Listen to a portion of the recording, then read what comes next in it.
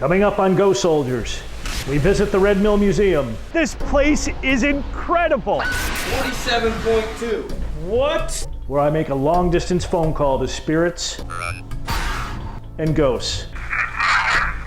Whoa. This is the guy who the Patriot movie is about, Daniel Morgan. Which victory did you enjoy more, Saratoga or the Cowpens? And it was widely accepted by at least the Van Camp family that the place was as haunted as the day is long. Is that your dollhouse? Twice. Nice. Soldiers. That's all it is. It's one just loud. This place is really active. I'm like a kid in a candy store. And I was met with this god-awful, it sounded like a man's voice moaning. Please leave. Yep. It's only on Ghost Soldiers TV. Nowhere else. Nowhere. I thought you guys were upstairs No. in the mill. Why, did you hear something up There there? was a thunk. And out of nowhere, we hear this exceptional bang. The mill has always been in my childhood and background, as well as a lot of people around here, although I think it's come to prominence in the last 15 or 20 years. Certainly, it's gained national prominence since we've had this interest in the paranormal. Hi, I'm Pat McCormick. We're here at Clinton, New Jersey to check out the Red Mill Museum. This place is incredible. There's 10 buildings, and I'm like a kid in a candy store. Man, this is gonna be great.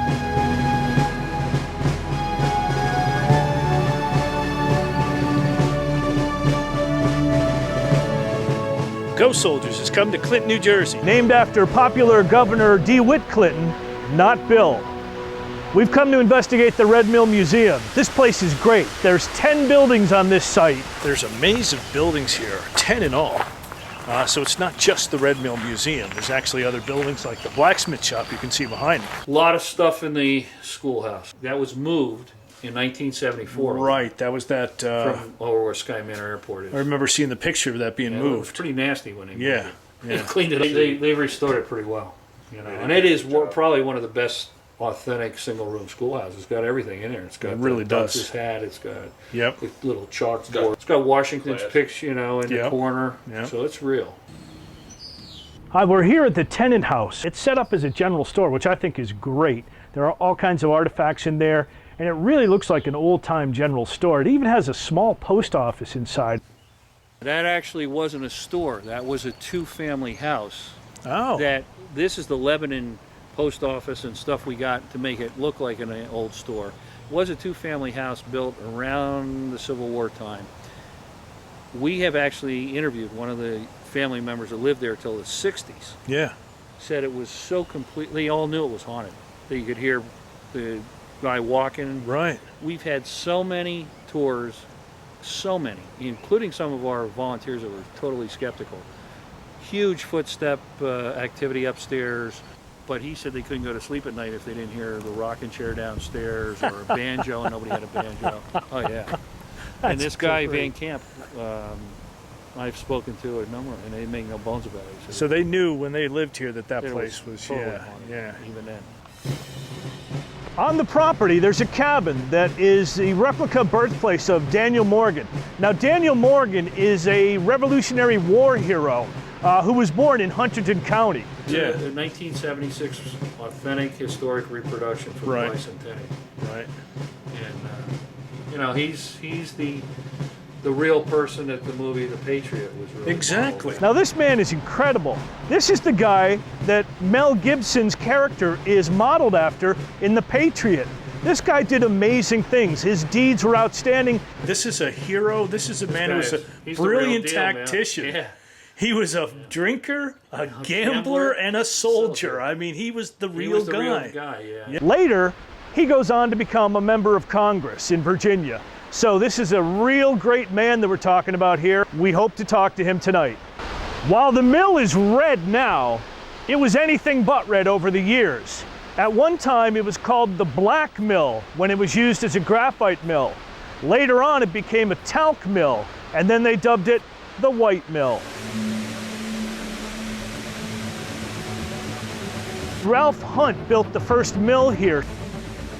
It's changed hands over the years.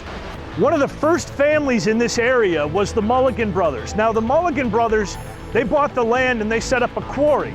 We're here at the quarry. This place is where the Mulligan brothers first started. Cliff you see in back of me right here would have extended out much further. Behind me, you see a breaker. The Mulligan quarry, right over here, is where rocks were mined or dynamited, blasted into smaller chunks. Then they would be brought to the breaker. The breaker would crush them up into smaller usable sizes, and they would then go over to the mill where they could be processed. Now, quarries were very dangerous back then. You have to understand that a lot of people might have been hurt or killed here and probably aren't on record. They wouldn't want to make any record of that. So we don't know for sure, but I'm guessing somebody was killed or injured here. So we hope to make contact with any of those people that need help tonight. These are the lime kilns. There were lime kilns here as early as 1781. When lime was fired, the resulting chemical change produced a powder which was used in fertilizer, sanitation, and whitewash. This is the shack of one Peg Leg Van Camp, who as a child lost his leg playing in the nearby railroad yard. He was a very colorful character. Apparently he was a grave digger, and after he would dig the graves, he would lay down in them, go to sleep, and in the morning crawl up out of the grave and go home. My father and I were doing some work at the mill. We were prepping for a ghost tour, and we had come in. It was about 9 o'clock at night, mid-November. My father and I are both standing in the store at the bottom of the mill, and out of nowhere, we hear this exceptional bang.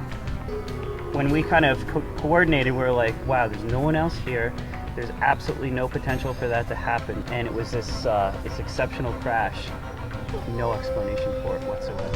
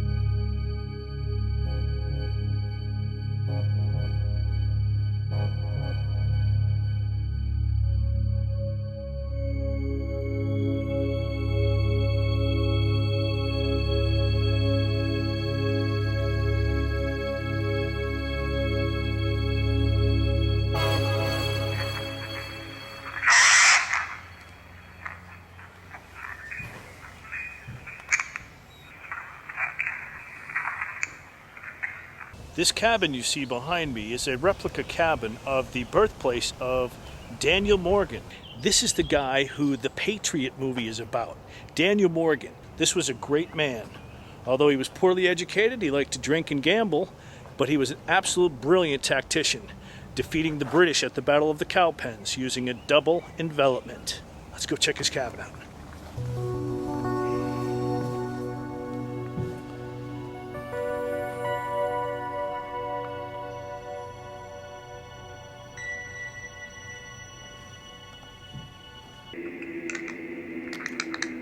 My name is Pat. We're not here to harm you. We're not here to destroy anything. We're actually here to help. Daniel Morgan, if you're here, sir, and you would do us the great honor of speaking to us, we would very much appreciate it. I'm from Pennsylvania originally. Can you tell me what month and year you were appointed Brigadier General? What do you miss about the war, sir? Which victory did you enjoy more, Saratoga or the Cowpens? Sir, how did you survive 499 lashes? No wonder you hated the British. Which victory did you enjoy more, Saratoga or the Cowpens? All right, that was a clear Saratoga, thank you.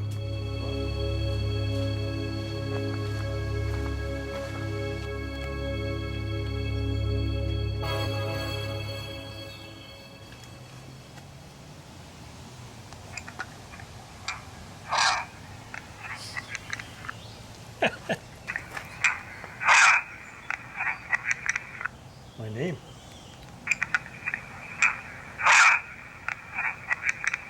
So far, so good. We got a couple of EVPs. Really? The last one is Where? either Pat Mulligan or he knows my name because it's a clear Pat. Where did you get it? This was at the Spring House. Get out of here. Nobody's ever done anything in the Spring House. Hey, that's why we go to places like that, because people don't generally That's think cool. about that. But yeah, let's see. He's that's all it is. It's one just loud, Jesus. and it's Pat. Yeah, it's clear. It's Pat. Yeah. How about that, huh? And that was Can't get right much down clearer there. than that. No, we got stuff in the store. Very accurate. The more you can tie the history into this stuff, Bruce, the that's- more you get responses Let from me these tell guys. you, and I'll say it on camera. Yeah. Think about the possibility that we don't understand what we're observing and what we're experiencing. But what a wonderful thing it would be that we realize that we can learn about history truly by interacting with the people that lived it. So this is dedicated to General Dan Morgan from the Revolutionary Warriors. What was the name of the battle? The Cowpens. Cowpens, right. We actually asked him in here, Did you? which was your favorite battle? Which was your favorite victory? Really? Did you get Saratoga or the Cowpens? Get out of here. You Yeah. got a response? Yeah, yeah. This is unbelievable. Which victory did you enjoy more? Yeah, this- Saratoga or the Cowpens? Saratoga? Saratoga. Saratoga.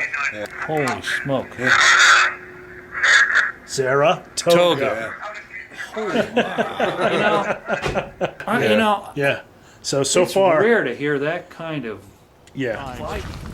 I'm not saying I know what this stuff is, Right. but I am saying it's clearly not a tree falling off, a hubcap coming off a car. Right. It's a voice. Yes.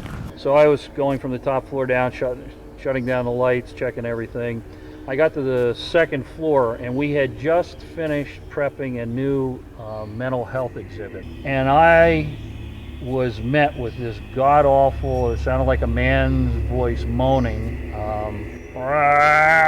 like just horrible, grievous moaning for at least 3 or 4 seconds. It was so loud and so pronounced that when it sounded like it was within 10 feet of me, and I have to tell you, it makes the hair stand up on the back of my neck now. I'm telling you, it was so outstandingly clear and loud. It wasn't a whisper. It wasn't something I heard outside. It absolutely happened. And let me tell you, I didn't waste any time finishing up and getting out of here. Something like that. It was so sad and so horrible sounding.